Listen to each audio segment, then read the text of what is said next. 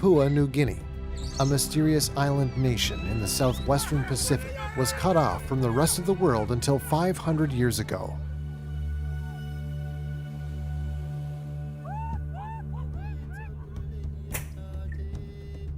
Here, sheltered in the depths of the jungle, human beings have lived for tens of thousands of years, some maintaining their traditional way of life to this very day.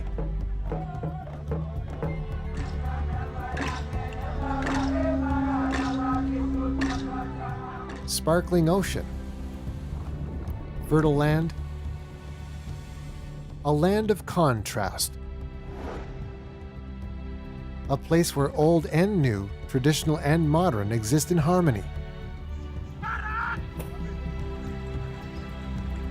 But gone are the days when the people of this land needed to hide themselves away to survive. Now they are rapidly integrating themselves with the modern world.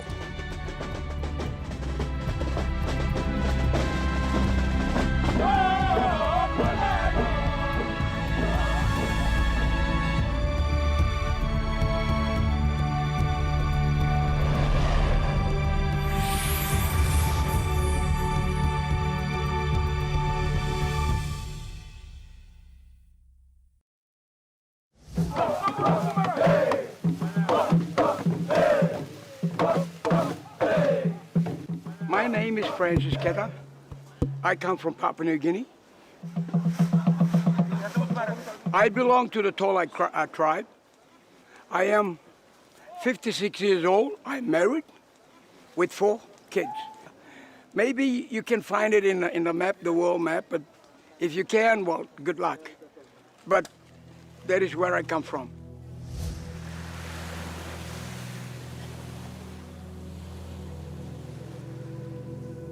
"4 a.m. 3 boats leave the shore carrying members of Francis's tribe, the Tolai.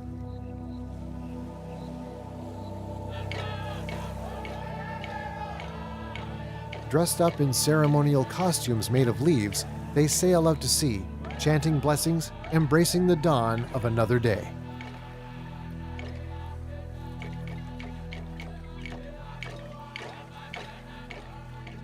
The Tolai people have always worshipped the sun, the bringer of light, warmth, and life.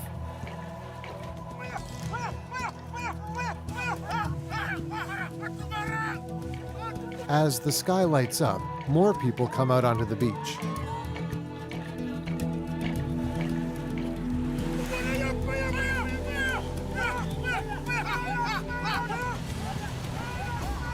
As the sun rises out of the water, the 3 boats join together and the beach turns into a carnival under the sun.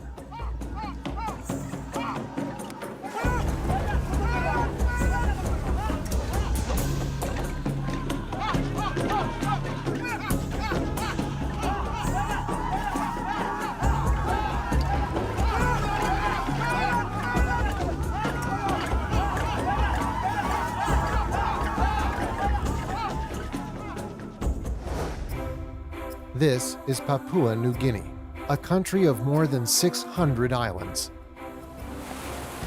With Indonesia to the west and Australia across the sea to the south, it's the 2nd largest country in Oceania.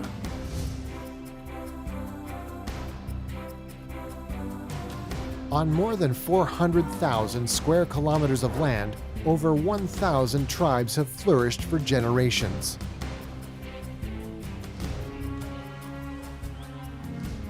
The ancestors of the people lived in relative isolation from each other.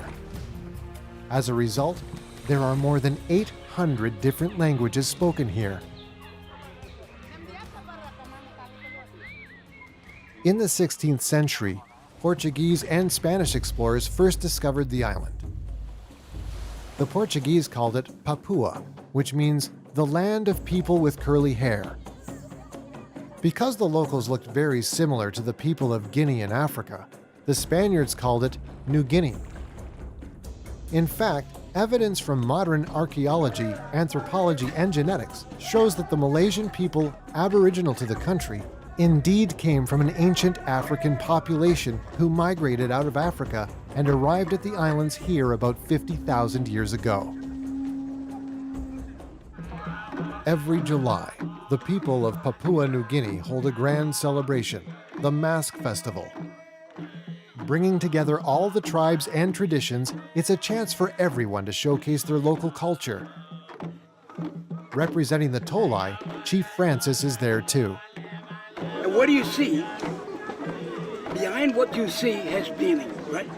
And that meaning has value. The value behind what we do is you can see the ceremony. Demonstrating various rituals, they show the world what Tolai culture is all about.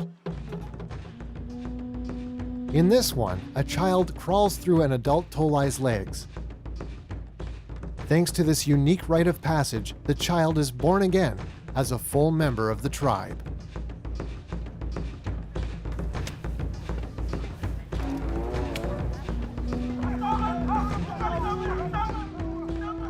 Spells and incantations are another important aspect of Tolai culture, warding off evil spirits and protecting the people.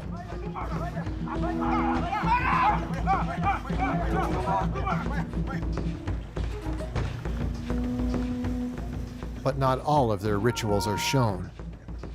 Some are so important to the tribe that they must be kept secret. What you see down here is our tradition. What we do is our culture. That is how we live. That is what we do. As the celebration ends, every performer is rewarded. The harder one is hit, the more appreciation he receives. What's thrown at them is a kind of currency, shells on a string. Such currency has been in constant use for thousands of years among coastal tribes like the Tolai. The length corresponds to the value. In a market today, shell money at 2 arms length is worth approximately $2 US. It's amazing to think that it's still in use today. The sea has cradled many tribal cultures, but throughout the long years, the people of the inland jungles have created their own lifestyle too.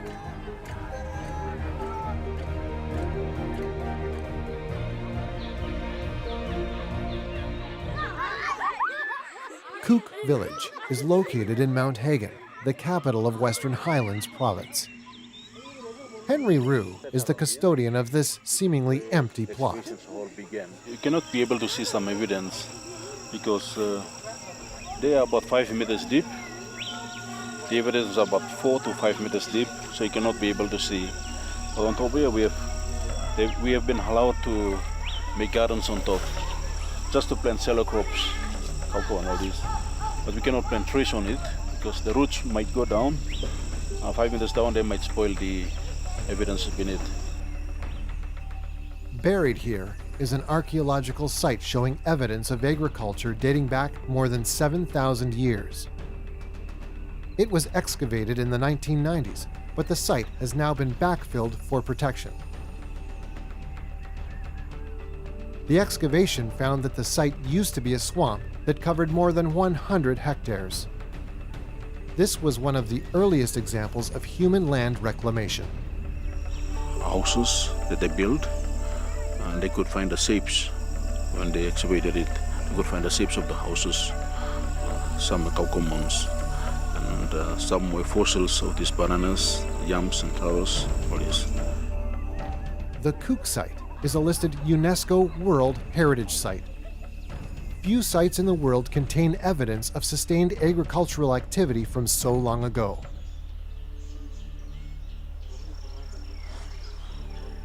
Henry Rue lives in the neighboring village. He and his fellow villagers watch over this overgrown plot of land.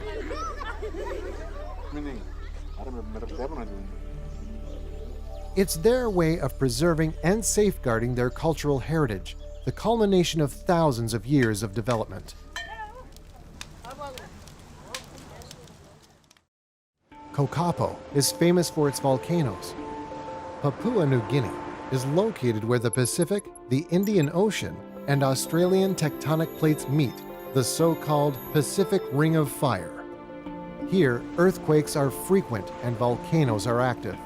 Yet, despite all the dangers, life manages to thrive here.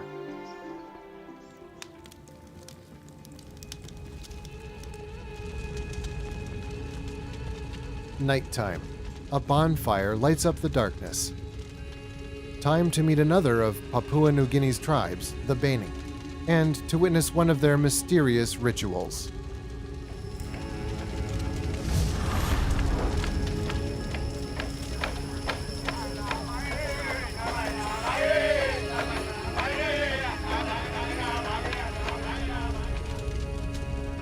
According to legend, a high-ranking tribesman once dreamt of an ancestor's face emerging from a tremendous flame. This was seen as a revelation, and the tribespeople made masks in the ancestor's likeness.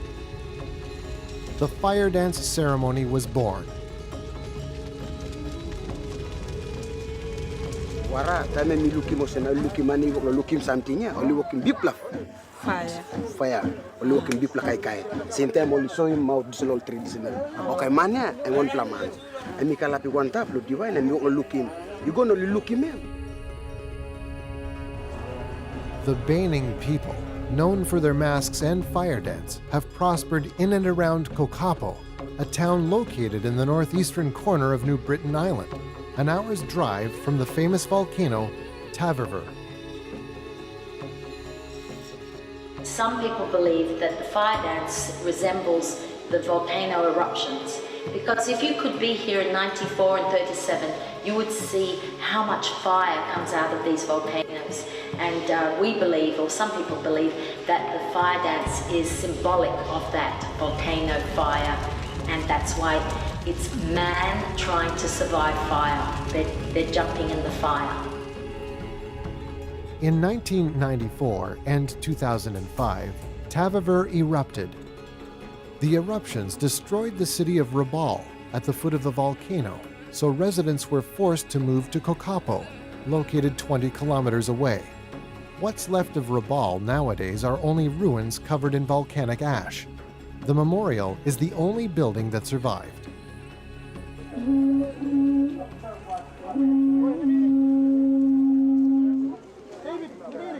The Baining people live in the surrounding forests of Kokapo. For the Mask Festival, the Bainings put on the finale. The masked dancers make their grand entrance behind the cover of woven palm shields, a symbol of their reverence to the ancestors.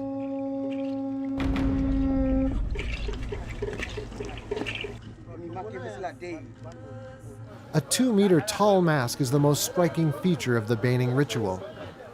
It is the most sacred mask of the tribe. So massive it takes 2 to perform the ritual. Because of its immense weight and size, it needs to be stabilized on both sides with cords, making every performance highly dangerous. Supporting Ed Blongen na tupla kapisya. By only molsem by supporting Ed Blongen. Because this is supposed to be put down and by die. The mask dancers are all strong young men. Wearing a mask this tall, even walking becomes challenging.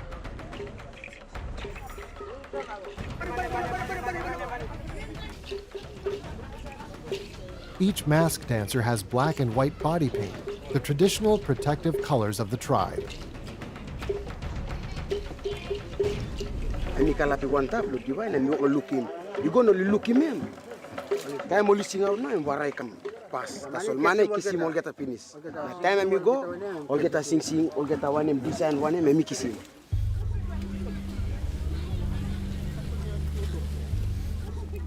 In many tribal cultures, women are barred from sacred ceremonies. But in the Baining tradition, the female elders may take their entrance with the dancers, while other women sing together to accompaniment of a drumbeat.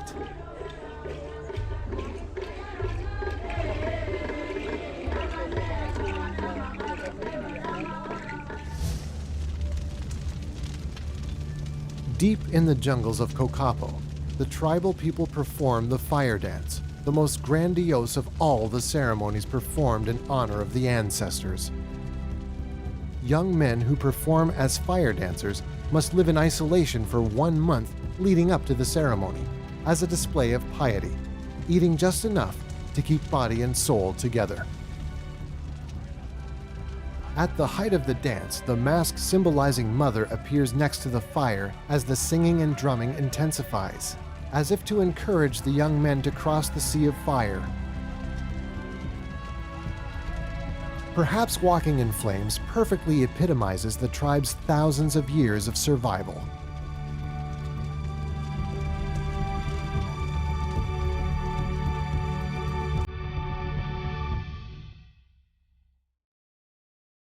This is a film of supreme anthropological significance. In 1930, Australian prospectors entered the interior of the island, going into the jungles. They were amazed to find thousands of indigenous people living there.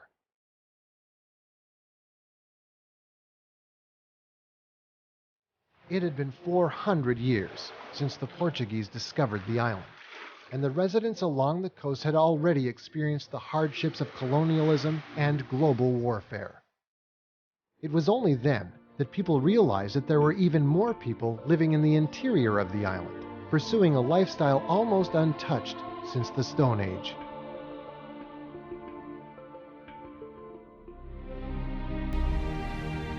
Less than 100 years later, how different. It's as if they've fast-forwarded in time for thousands of years, from the Stone Age to modern life in less than a century.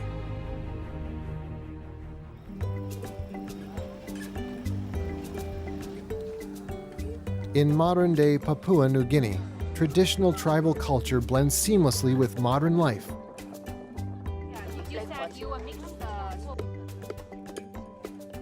Although you still see people making their own pots, modern cooking utensils are also in use.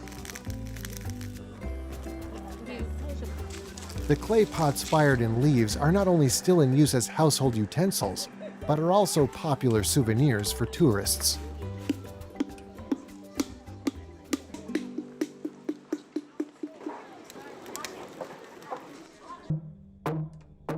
The drum is the quintessential Papuan musical instrument. Drums, made from hollowed-out tree trunks, make the loudest and most solemn sound. There's also a smaller drum made from bamboo. The most exquisite drums are lizard skin drums. Honed to perfection by thousands of years in the jungle, the sound of these drums once meant war and battle. Nowadays, things are different. The beat of the drums usually means there are tourists around.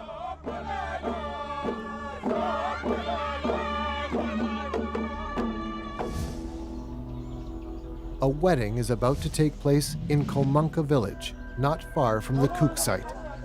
Tribal villages in Papua New Guinea still enjoy a high degree of autonomy. The chiefs live among their people, and young people are free to pursue the relationships they choose. But the eventual marriage must be approved by the parents, even in some cases, the entire community. This is my grandpa and this is my grandma. He's one of our cousins. He's trying to contribute to the pricing here. That's a bride. That's a bride. She's there. The wedding celebrations will last all day, so the bride arrives early to help. It's our decision. It's our decision, so we just get married. Cheering women greet the guests. These are the guests of the bridegroom's family. They bring with them a variety of gifts. This is the kind of banana used exclusively for a wedding. Papua New Guinea has more than a dozen of species of bananas. Sugar canes and vegetables are essential, as well as oil crops. All of these will make up the bride price. The bride price is directly associated with respect to the bridegroom's family. This is a marriage between different tribes, so the bride price is especially important.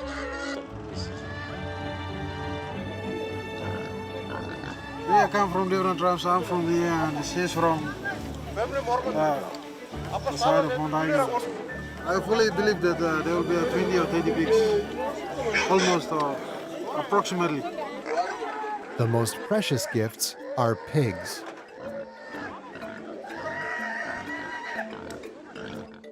In Papua New Guinea, pigs have a special status. Almost all tribes have a tradition of worshipping pigs. Pigs remain a symbol of wealth here. An adult fatty pig is worth 4,000 kina, or about $1,200 US.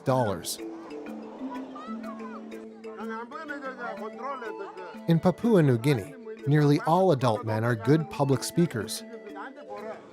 Before presenting the gifts, they give a detailed account of all the good things about the bridegroom's family and convey their sincere congratulations.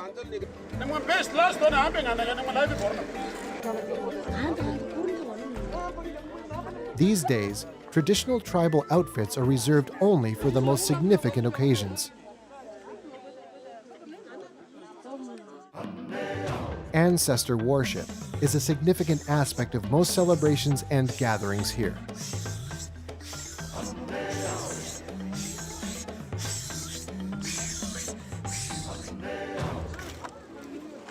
Now, all the gifts are stacked together for display.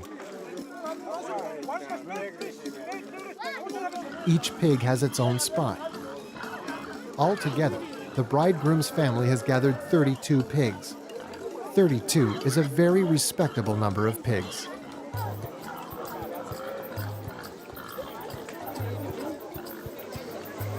At dusk, the bride's parents lead the wedding procession. Both sides of the family will deliver important speeches during the wedding celebrations. To begin with, it seems more like a negotiation than a wedding. The two parties haggling over the bride price and the bridegroom's family insisting that she had nothing to do with her original tribe after marriage.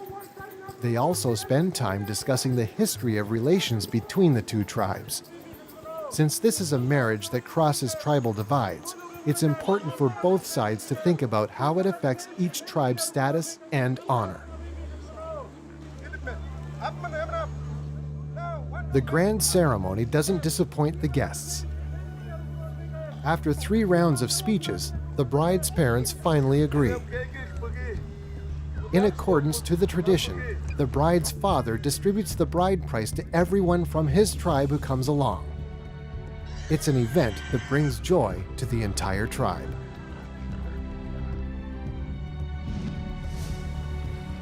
The traditions and cultures of the tribes will go on. The memory of the fire dance is still crystal clear, showing no sign of fading.